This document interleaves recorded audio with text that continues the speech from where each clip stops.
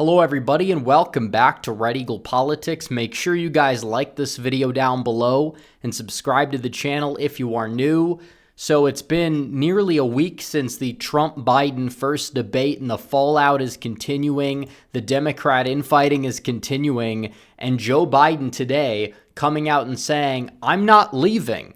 And he said this, and the White House is denying reports that Biden is considering dropping out. You've had a lot of reports from the New York Times. It's crazy to see the media just turn on Biden like this. Like, we're sitting here and we're 4 months away from the election, and you look at these headlines: Biden support slipping, Biden's lapses, could Democrats replace Biden? Could you imagine the media doing this in 2020 or 2016 at all? It seems like there is some sort of shift. Either they're going to go out there and actually replace him, or they're at least putting pressure on him to replace him, or the media is fed up with being lied to, even though we know that they're largely in bed with this administration.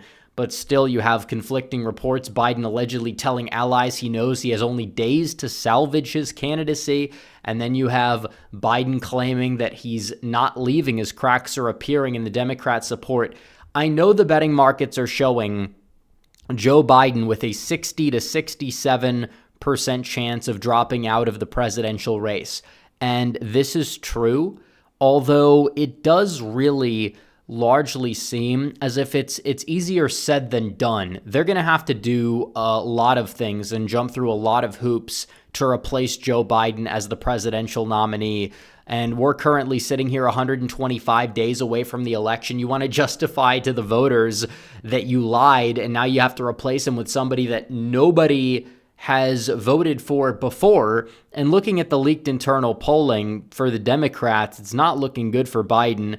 Trump is ahead in New Mexico, Virginia, New Hampshire, you name it. Nebraska's second. He's up in Michigan, Wisconsin, and Pennsylvania by like an average of 4 points. He's up in Nevada, Arizona, Georgia, states that were Biden states. Now he's up in those states by, 8 to 10 points. North Carolina, he's up in that state by over 10. I don't even know if I believe these numbers or that they would hold, but you're seeing the climate shift in Democrat internal polling that was leaked. It was bad before for them. It's a hell of a lot worse now, and the national numbers are starting to reflect it. But you look at these other candidates that they were polling, and you can see that Kamala Harris doesn't win any of the swing states. Gavin Newsom might win Wisconsin, which, polls in Wisconsin typically are not all that great. But even Gretchen Whitmer, she doesn't win enough electoral votes to get to 270. Neither does Pete Buttigieg or any of these other candidates that they would put up. Again, Whitmer doesn't even have national name recognition. Gavin Newsom really doesn't either. And there's no way they go with Pete Buttigieg if they do replace Biden. They're not going to be able to. Like I said, they woke themselves into this box. You cannot replace Harris. You would be doing a disservice to the first female VP and the first minority female VP at that, and they're not going to want to do it. So either it's Biden or Harris, and Harris is not polling much better than Joe Biden. Before the debate disaster or after the debate disaster, they are completely screwed. They're in a tough bind. Either way, it's a lose-lose, and they just don't know where to go from here. They're in turmoil. Donald Trump is just kicking his feet back up on the desk and laughing. He doesn't have to do anything. He doesn't have to campaign right now. He's going to hold a rally in like a week in Miami. There's rumors he may, announce his VP pick there, but that's beside the point. Joe Biden and the Democrats, they're infighting right now. Donald Trump, he doesn't have to do anything. He doesn't have to lift a finger to go up in the polls, to consolidate his support. And you're seeing what's going on right here in the polling, because Joe Biden's job approval, it's the lowest. It's 38.7%. I mean, that is nearing a new low. At 538, he is at a new low. He's below this. But you look at this, the disapproval since the debate is upticked significantly. He's down by 19 points. In the polls post-debate, you have an approval rating of 41, 43, 40, 37, 36, and CNN had 36 beforehand. It's looking down for Joe Biden, significantly down. But the head-to-head polls we saw today were far, far worse for Joe Biden, because you saw 3 polls over the past 2 days, actually 4 if you include the Daily Mail, which is not included in Real Clear Politics, but you've seen 4 polls that have Joe Biden down by 6 points to Donald Trump. Not in Texas, not in Florida, not even in North Carolina, the national popular vote. And you put all the polls together, Donald Trump is there around 47%. Joe Biden's there just below 44%. And if you look at the multi-candidate race, Donald Trump's lead is 4.2% nationwide. And you talk about how significant this is, you'd have to go all the way back to like early February to match it there. But in terms of the head-to-head, which I think is more important, you would have to go all the way back to January 30th to get to a Trump lead that was this substantial. Then you had like Rasmussen in the aggregate. You don't have that now. And there's other polls that are showing this that aren't put in there, like Forbes, which came out. Trump's up by 4 in Forbes. I mean, either way, you look at this, Biden's in a lot of trouble because not only nationally is he in tatters, but he already was falling, and now he's falling even more. And then you look at the state polls, Pennsylvania, not even within 3. North Carolina, Trump up by 7. He's up in Nevada by 2 to 3. He never won Nevada. And you have the Michigan aggregate. He's up by 1.2%. Georgia, he's up by 4. Arizona, they said Trump was a bad fit for Arizona. Well, he's winning it by nearly 6 points according to the polling. And overall, this is just a really bad look for Biden. And Donald Trump is going to make his VP pick, possibly give some voters on the fence a permission slip to vote for him by doing so.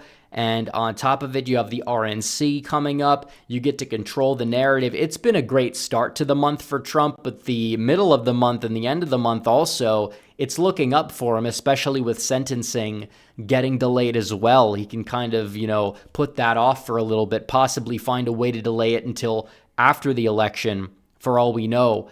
But you look into some of these polls, it gets worse. You look at the New York Times poll, because this was a poll that if you looked at it in late June 2020, Joe Biden led it by 14 points. Now, Donald Trump's up by 6.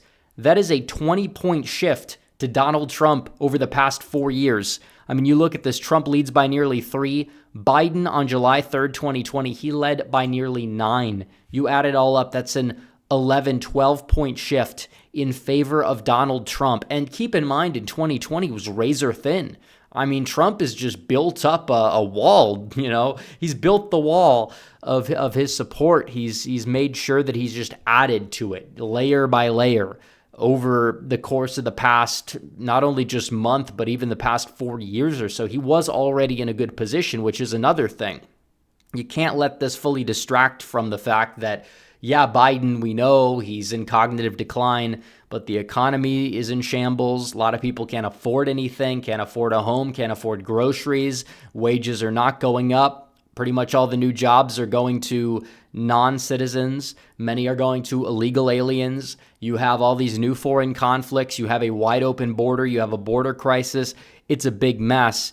And that's why Trump was already in a good position to win, even in the popular vote. But now he's expanded his lead there. And now you see polls out of New Jersey that have Trump up, another poll out of New Jersey. It was a Republican pollster. But I mean, seriously, even if Republican pollsters have you up there, that means you're at least improving substantially. And if you're improving a lot in New York and you're improving a lot in New Jersey, you're probably improving in certain parts of eastern Pennsylvania. That'd be enough to give Donald Trump a victory, assuming he combines it with Georgia. But I will tell people, don't take your foot off the gas. Yeah, it looks good. It looks good. +8 among registered voters in that sample in the New York Times. I mean, that is just insane. Biden's approval rating, 36%. That is brutally low. But then you look into the poll a little further and the questions they ask. Do you think Trump left the country better or worse than when he took office? 48% say better. 47% say worse. That's still +1. And that's with Trump being very polarizing. And then you look at Joe Biden. Do you think Biden's made the country better or worse? 36% say better, 57% say worse. Biden's poor performance, it affected a lot of people's view on a lot of things regarding Biden, because people will say, well, Biden necessarily might not be the one to blame for all of this stuff with the economy. Oh, no, he's not a weak leader. And then they see him being a weak leader, and it just confirms everything. And if he's going to stay in the race or if he's not going to stay in the race, we'll have to wait and see. Some Democrats want to push him out, but a lot of the big dogs, from what we've heard, they want to keep him in. And if they do replace him, it's going to be with Kamala Harris, who's a total walking train wreck for reasons that we've discussed and that we'll continue to discuss, especially as the speculation grows. But we'll have to see what happens over the next week. But Trump is in the best position of his political life, and he doesn't even have to move a finger. The Democrats are infighting. The media is turning against Biden. I mean, seriously, what's going on? But anyways, guys, thanks for watching this video. Like this video down below, comment down below, subscribe to the channel, hit the bell for notifications so you never miss another video. Follow me on social media. The links are all in the description down below, and I will see you guys in the next one. Red Eagle, out.